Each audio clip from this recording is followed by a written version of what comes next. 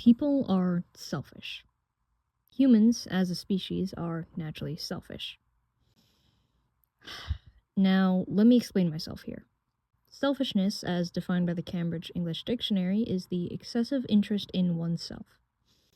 The only reason for constantly ignoring everyone else's problems is selfishness. Now, whether or not a certain action is selfish is a whole conundrum in itself, as often there can be varying opinions on what things are inherently good or bad. Something we as people face a lot in real life and in games. Speaking of games, I want to thank today's sponsor, League of Legends, a combat RPG. Just joking. Sort of. This video is not sponsored by any means, but it does sort of relate to the video essay's topic. Now, moving on, while society does play a large role in deciding what is selfish, it's ultimately up to the individual's mindset to determine their own moral compass. The individual is who decides what wants are good or bad.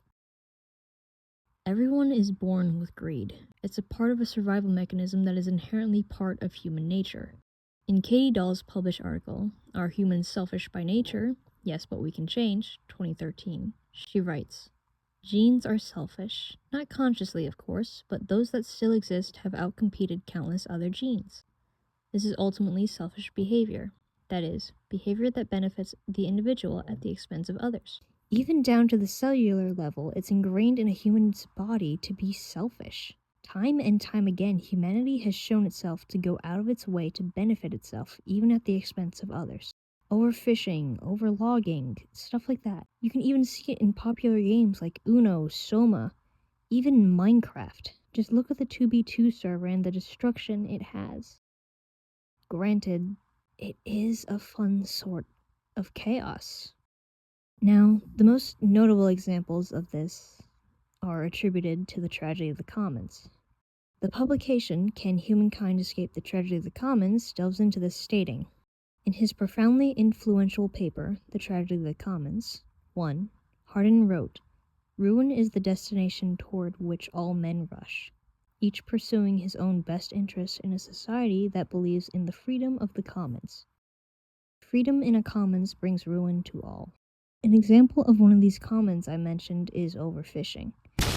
That's right, farmer, I'm looking at you. Society can deem overfishing as bad and lobby against it, putting pressure on others to follow rules and regulations set in place to prevent being too greedy. However, despite this, there are always certain groups that think it would not be greedy to grab those resources as it benefits them positively, thus showing that it really all depends on morality. Greed comes in many forms, and despite the fact that greed can be interpreted as one highly negative view, there are some cases where greed can lead to good things. As Marcel Z. and Serger M. B. 2022 wrote in their published article, The Good, Bad, and Ugly of Dispositional Greed, the good of greed refers to its potential advantageous consequences, both for society as a whole and for greedy people themselves. The bad of greed refers to the harm it may cause to others.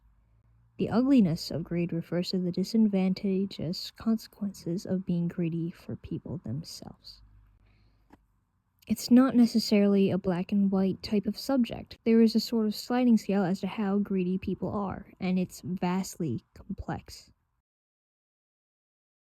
Some people are greedy because of their self-interest in themselves, with little to no impact on the well-being of others. Whereas some people are greedy with no regards for others whatsoever, which just goes to show how it is an individual's mindset that determines their perspective on greed. To one, a certain action will be viewed as nothing more than simple self-serving, a way to take care of one's mental health.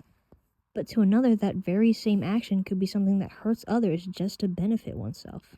It comes down to morals versus ethics, where morals are a sense of right or wrong decided by an individual and ethics are set by a larger community.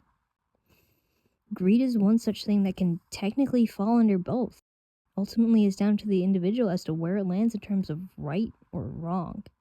I'm sure all of you are familiar with the game Uno. Now, let me set an example. Let's say a person playing has a red +2 and a red 6 in their deck, with the recent card placed being a 9 that is red. That person understands that letting the next player go with a single card in their hand means that they can win. So obviously that person will place down the +2 card because they want to win themselves. Now, this isn't seen as selfish to the person because it benefits them. But to that player with the 1 card, this is the ultimate betrayal. Again, it's perspective and the individual's mindset. To look out for oneself, to pay attention to one's needs and making sure that one is happy in life is not selfish by any means. Selfishness truly depends on the individual.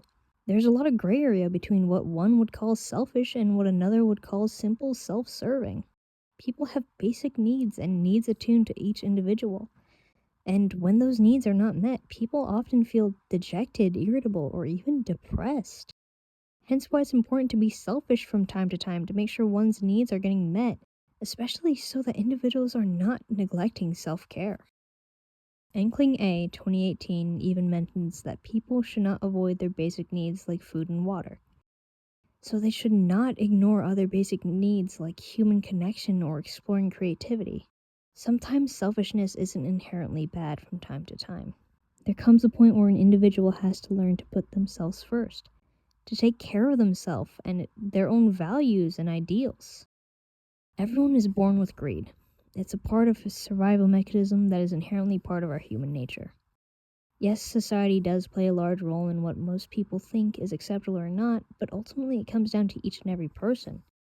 Some people truly do believe that their actions have no effect on others, and some people believe everything they do has an effect. Whether or not one deems something as greedy or selfish truly comes down to that individual's mindset. And that's it for this video essay. I'm hoping that it makes some seldom of sense, and I hope that it was enjoyable. Shout out to my drawing tablet for sticking through it and being less buggy than usual. I appreciate ya. Thanks for sticking to the end of the video, and thanks for watching.